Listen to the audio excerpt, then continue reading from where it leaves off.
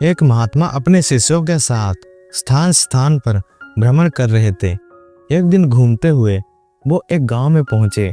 दिन ढल चुका था, इसलिए वो एक लोहार की दुकान पर पहुंचे और रात बिताने की जगह मांगी। लोहार ने उनका बड़ा आदर सत्कार किया। उसने उन्हें भोजन करा, अपने घर में सुलाया और महात्मा से बोला, प्रभु, मेरे घर में यदि आप लोगों को कोई असुविधा हुई हो तो मैं उसके लिए क्षमा चाहता हूँ। महात्मा जी बोले, बेटा, हम तेरी सेवा से बड़े प्रसन्न हैं और तुझे 3 वरदान देते हैं, जो चाहे सो मांग लो। पहले तो लोहार चुप रहा, फिर कुछ सोचकर बोला, महात्मा जी, यदि आप देना ही चाहते हैं तो मुझे 100 वर्ष की आयु का वरदान दीजिए। तथास्तु। महात्मा जी बोले, दूसरा वर मांगो। लोहार को अपने काम की बड़ी चिंता रहती थी। अंततः दूसरे वर में उसने मांगा कि उसे जीवन भर काम की कमी ना रहे। महात्मा ने वो वर भी दिया और तीसरा मांगने को कहा।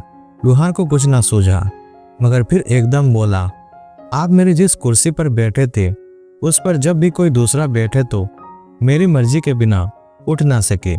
महात्मा जी कुर्सी से उठे और तथास्तु कहकर अपने शिष्यों के साथ वहां से चले गए। जैसा महात्मा जी ने कहा था ठीक वैसा ही हुआ। लोहार के सभी संगी साथी रिश्तेदार एक एक करके समय आने पर मृत्यु को प्राप्त हुए, पर लोहार वैसे का वैसा हट्टा कट्टा बना रहा। उसकी दुकान पर काम की कोई कमी ना थी। वह दिन भर गाने गाता और लोहा पीटता था, पर एक ना एक दिन तो सभी का समय समाप्त होता है। लोहार के वरदान के 100 वर्ष पूरे होते ही यमराज उसके दरवाजे पर आ खड़े हुए और उसे साथ चलने को कहा। लोहार अपना समय पूरा हुआ देख पहले तो घबराया, पर फिर संभल कर बोला, आइए यमराज जी, मैं जरा अपने औजार संभाल कर रख दूं, तब तक आप इस कुर्सी पर विराजिए। यमराज कुर्सी पर बैठे ही थे कि लोहार हंसा और बोला, अब आप यहाँ से मेरी मर्जी के बिना नहीं उठ सकते। यमराज ने बड़ी कोशिश की, पर उस कुर्सी से उठ ना सके। लोहार उन्हें वहीं बैठा छोड़कर खिलखिलाता हुआ निकल गया। यमराज को अपनी कैद में पाकर लोहार को मृत्यु का कोई डर ना रहा और इस खुशी में उसका दावत उड़ाने का मन किया। उसने एक मुर्गे को काट कर पकाने की सोची, मगर जैसे ही उसने मुर्गे की गर्दन काटी, वो गर्दन फिर से जुड़ गई और मुर्गा फड़फड़ाता हुआ भाग निकला। लोहार मुर्गे के पीछे दौड़ा, पर उसे पकड़ ना पाया।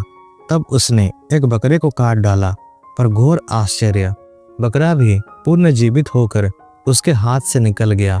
लोहार को तुरंत ही ये रहस्य समझ में आ गया और वो अपने माथे पर हाथ मारकर बोला, मैं भी कैसा मूर्ख हूँ। जब यमराज ही मेरे कैद में हैं तो किसी की मृत्यु कैसे हो सकती है। चलो अच्छा है, किसी को किसी के मरने का दुख ही नहीं होगा। मैं तो दलिए और खिचड़ी से ही गुजारा कर लूंगा। जान तो सलामत रहेगी, पर अगला साल आते आते उसकी ही नहीं पूरी दुनिया की मुसीबतें बढ़ने लगी।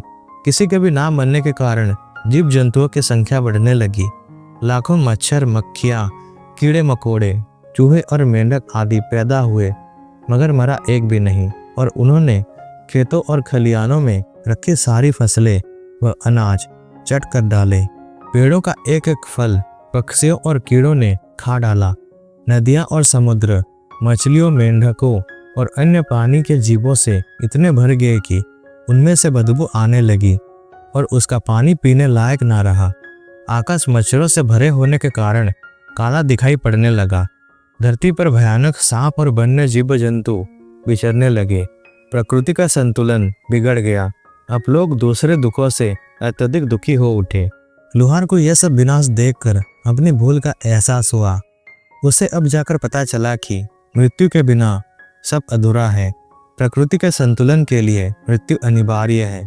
लोहार दौड़ता हुआ अपने घर पहुंचा और यमराज को मुक्त कर दिया। यमराज ने उसकी गर्दन में अपना फंदा डाला और उसे यमलोक ले चले। उसके बाद धीरे धीरे सब कुछ सामान्य होने लगा।